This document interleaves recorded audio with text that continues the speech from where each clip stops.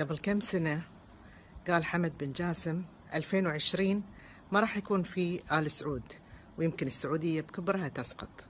هذه قبل 20 سنة، وخلال هال20 سنة تحالفت قطر أو نظام الحمدين بمعنى أصح وأدق، تحالفوا مع الجميع وصرفوا المليارات لتحقيق هالهدف. ما خلوا أحد ما تآمروا معاه، حتى القتلة تحالفوا معاهم لاغتيال الملك عبد الله. وتمر السنين و20 سنة وهم يمكرون. وهذه نص الآية. نص الآية الثانية خلوها لبعد، ل2017، عقب ما خلصوا كل مؤامراتهم وكل محاولاتهم طول هالسنين.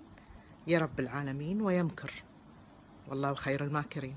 الحين 2017، السؤال المطروح: هل سيستمر آل ثاني أو لا؟ ومو عندنا، مطروح في صحف العالمية أيضا.